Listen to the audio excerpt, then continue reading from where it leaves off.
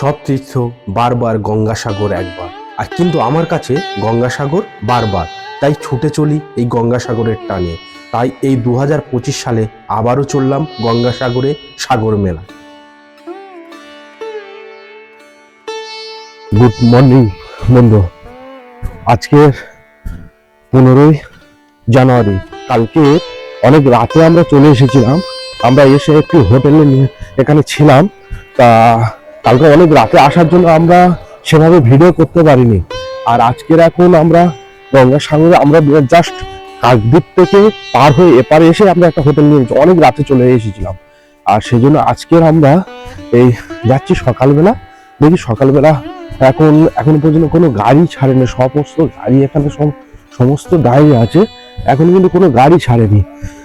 দেখা যাক, যদি গাড়ি পায় তো যাওয়া যাবে, বা কিভাবে যাবো সেটা দেখি। এখন পর্যন্ত কোনো গাড়ি কিন্তু এখনো পর্যন্ত ছাড়ছে না। দেখি কিভাবে যেতে পারি। এই গঙ্গাসাগরে কিভাবে আসবেন আর কোথায় বা থাকবেন, আর এখানে এসে কি কি দেখতে পাবেন, আর সেই সঙ্গে গঙ্গাসাগরের মাহাত্ম্য আর কি বা আছে এর পৌরাণিক কাহিনী, যার টানে লক্ষ লক্ষ মানুষ ছুটে আসে এই গঙ্গাসাগরে। আর ভালো কথা, এই গঙ্গাসাগর যাত্রা দিয়েই শুরু করলাম আমার ইউটিউব যাত্রাপথ। তাই আমার বিশ্ব দর্শন চ্যানেলটিকে সাবস্ক্রাইব করে আমাদের পাশে থাকুন। আমরা ভারতবর্ষের বিভিন্ন জায়গার তীর্থস্থানে আপনাদেরকে নিয়ে যাব এবং সেখানে ঘুরিয়ে ঘুরে আপনাদের সেই তীর্থস্থানের মাহাত্ম্য সম্পর্কে জানাবো। সঙ্গে থাকুন, অবশ্যই চ্যানেলটি সাবস্ক্রাইব করুন।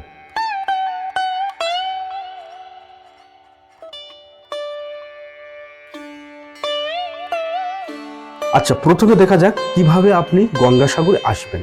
সবচেয়ে সহজ উপায় ট্রেন। প্রথমে চলে আসুন শিয়ালদহ স্টেশন, আর তারপর শিয়ালদহ সাউথ সেকশনের যে কাকদ্বীপ এবং নামখানাগামী যে কোনো লোকাল ট্রেনে উঠে পড়ুন।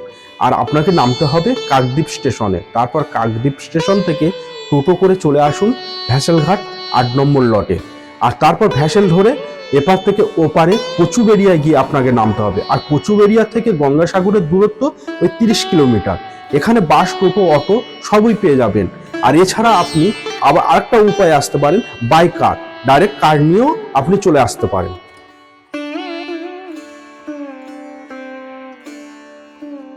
আর এখানেই জেনে রাখা দরকার, ভ্যাসেল কিন্তু জোয়ার ভাটার ওপর নির্ভর করে। আর তাই আপনার মোবাইলে প্লে স্টোরে গিয়ে গঙ্গাসাগর অ্যাপটি ডাউনলোড করে নিন, এবং তাহলে সঠিক সময় জেনে নিয়ে তারপরে এই গঙ্গাসাগর যাওয়ার প্ল্যান তৈরি করুন।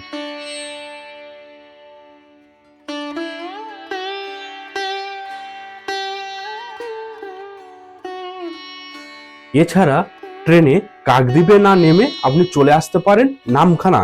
আর নামখানা স্টেশন থেকে একটি টোটো ধরে চলে আসুন নামখানার জেটিঘাটা। আর এখান থেকে লঞ্চ ধরে আপনি চলে যাবেন বেনুবনে।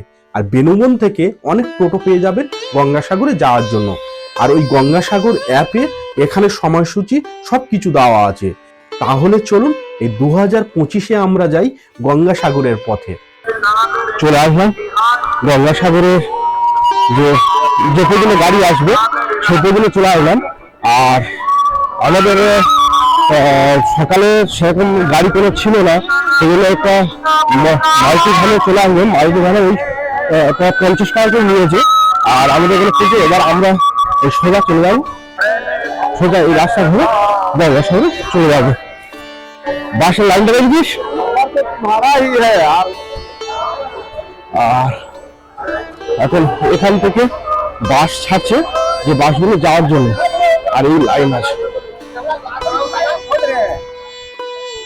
তবে এখানে দেখলাম থাকা খাওয়া কিন্তু সেরকম কোনো অসুবিধা নেই। প্রচুর হোটেল, আশ্রম, ধর্মশালাও আছে। তবে মেলার সময় একটু হোটেলের ভাড়া বেশি। তবে সরকারিভাবে অনেক থাকার জায়গা কিন্তু আছে। মনে করলে সেসব জায়গা থেকে যেতে পারেন, কোনো অসুবিধা হবে না।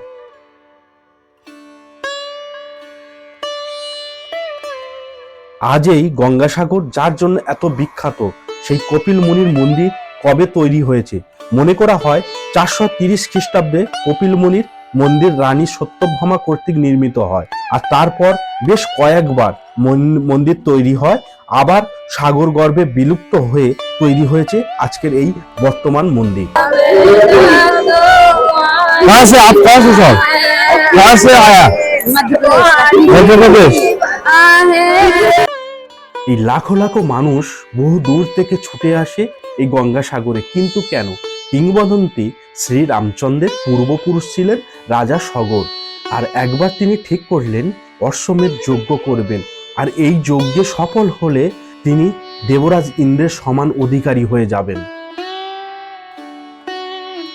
আর গল্পটা জমে যায় ঠিক এখান থেকেই। আর কে বাঁচায় নিজের রাজত্ব হারাতে, সে মর্তে হোক কিংবা স্বর্গে। তাই দেবরাজ ইন্দ্র চুরি করে রাজা সগরের যজ্ঞের অশ্ব। এবার দেবরাজ পড়লেন চিন্তায়, অশ্বটি কোথায় লুকিয়ে রাখবেন।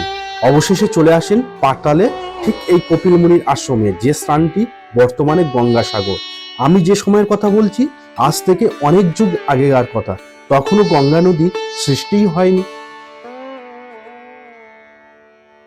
আর এদিকে চিন্তায় পড়লেন রাজা সগর, তার 60,000 পুত্রকে পাঠালেন অশ্ব খুঁজতে। তারপর অবশেষে পেয়েও যান এই পাতাল লোকে।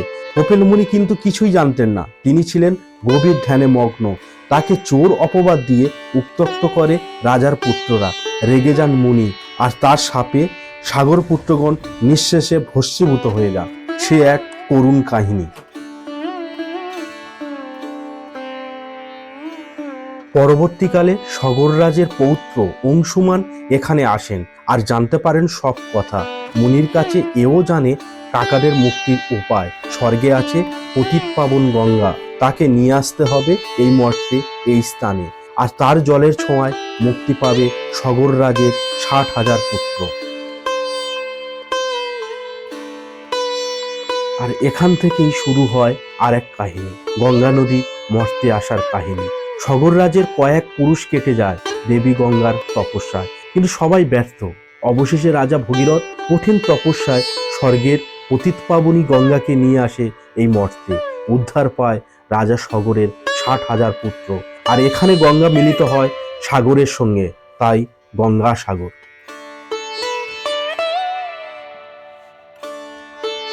আর আমি এই মুহূর্তে দাঁড়িয়ে আছি সাগর সংগ্রামে, অর্থাৎ গঙ্গাসাগর সাগর সংগ্রামে।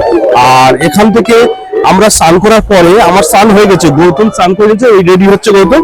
আর স্নান করার পরে এবার আমরা যাব মন্দিরে, কপিল মুনির যে মন্দির আছে, মন্দিরে গিয়ে আমরা পূজা দেবো। সঙ্গে থাকুন, দেখতে থাকুন।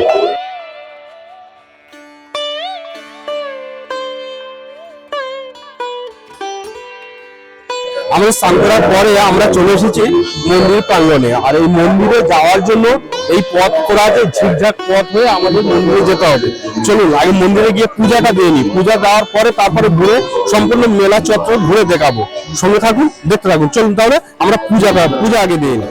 আমরা দাঁড়িয়ে আছি এখন কপিল মুনি আশ্রমের সামনে। আর ভিতরে এখন এন্ট্রি করতে যাচ্ছি না, যদিও এই মেলা ছাড়াও অন্য সময় আসলে ভিতর থেকে এন্ট্রি করা যায় এবং ভিতরে ঢুকে দেখা যায়। কমপ্লিট হয়ে গেল, আমার এই পিছনে আছে কপিল মুনি মন্দির। আর আমাদের পূজা এই মুহূর্তে কমপ্লিট হয়ে গেছে। এবার আমরা বাড়ি যাব। বাড়ি যাওয়ার আগে কিছু কেনাকাটা করতে হবে, কেনাকাটা করার পরে আমরা বাড়ি যাব। আর সঙ্গে থাকুন, দেখতে থাকুন। আর আমরা যাব, এখন আমরা ভাবছি কাকদ্বীপ হয়ে এসেছিলাম, আর এখন ভাবছি নামখানা হয়ে যাবো। আচ্ছা, বেনুবন থেকে নামখানা হয়ে যাব, সেই রুটটাও আপনাদের দেখাবো। সঙ্গে থাকুন এবং দেখতে থাকুন। আর অবশ্যই চ্যানেলটি সাবস্ক্রাইব করে রাখবেন। আমরা কিন্তু 23শে জানুয়ারি কুম্ভ মেলায় যাচ্ছি, তার সমস্ত ডিটেলস আপনাদের সামনে তুলে ধরবো।